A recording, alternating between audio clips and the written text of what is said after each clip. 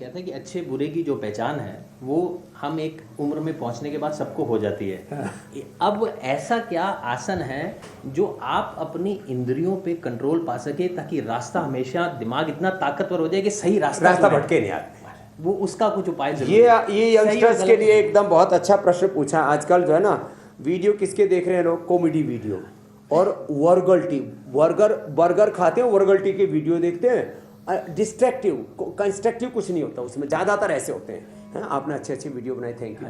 तो ये इसके लिए एक ही उपाय है, आदमी को परिणाम सोच के करना चाहिए। मैं दो बातें एक साथ कह रहा हूँ। किसी भी चीज़ का ना परिणाम सोच के काम करो कि जो मैं कर रहा हूँ उसका एंड रिजल्ट क्या होगा, एक बात।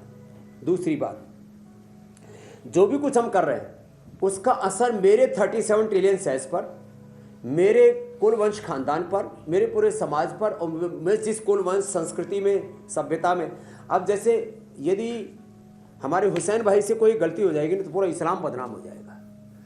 हाँ, अमित सिंह जी से, ज्योत्सना जी से, स्वामी रामदेव से कोई गलती हो जाएगी, पूरा सनातन धर्म बदनाम हो जाएगा, और योग धर्म ही जो है वो बदनाम हो जाएगा।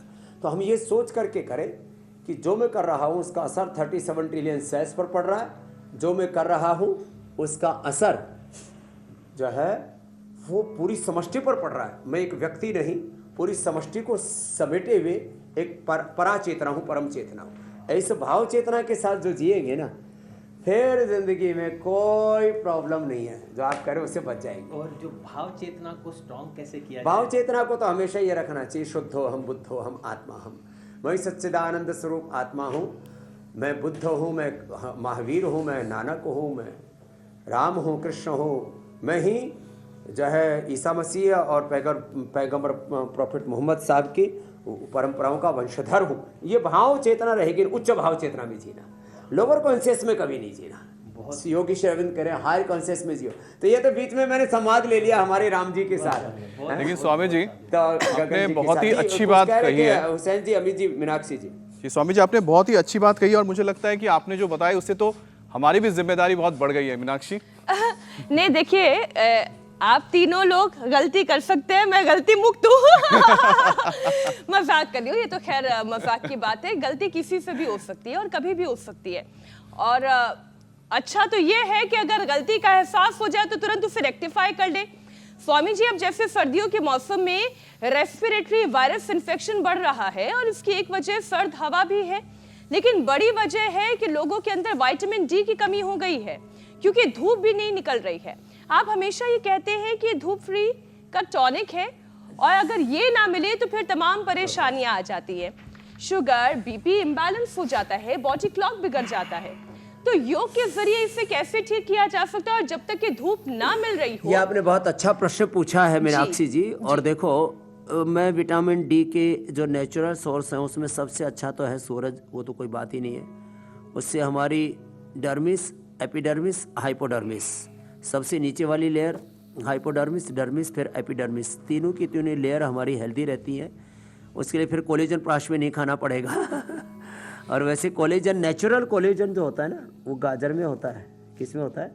गाजर में, तिल में, और जो है जितने भी बेरीज हैं और आंवला और ये सब उसके कोलेजन के सिंथेसिस को बढ़ाते हैं और विटामिन डी के सिंथेसिस को बढ़ाते हैं।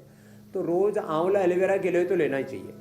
और दूसरा उसका सोर्स है विटामिन डी का, जितने भी लाल फल होते हैं ना, लाल फल, जो भी लाल फल होगा, क्योंकि सूर्य की रश्मियों का जो तीव्र, अग्नि का जो प्रचंड रंग रूप होता है ना, अग्नि लाल जैसी दिखाते हैं ना, तो लाल जितने भी फल हैं वो, और इसमें अंकुरित की बड़ी भूमिका है। अंकुरित से vitamin D, B12, calcium, iron, omega, जितने भी सूक्ष्म पोषक तत्व हैं।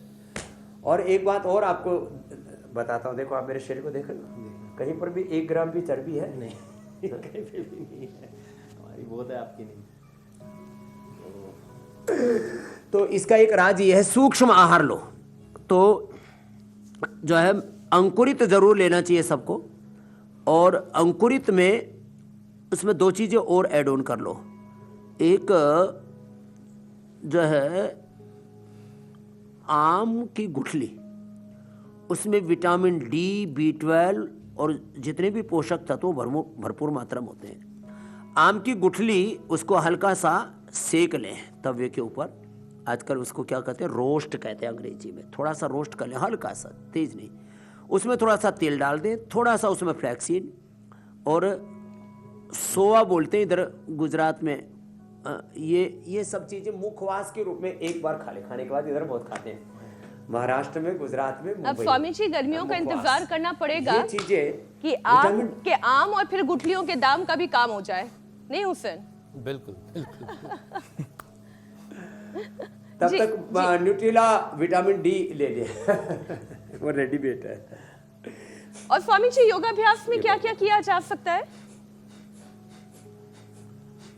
योगाभ्यास में बेस्ट है कपालभाति और अनुलोम विलोम। कपालभाति तो खाली पेट करना है, अनुलोम विलोम तो कभी भी कर सकते हैं। वैसे तो सुबह सुबह चलते चलते भस्त्रिका कपालभाति अनुलोम विलोम कर सकते हैं, आप करो अनुलोम विलोम। और अनुलोम विलोम तो आप गाड़ी में हैं, ट्रेन में हैं, प्लेन में हैं, ऑफिस में, कहीं पर भी हैं, जब भी आपको थोड़ा वक्त मिले।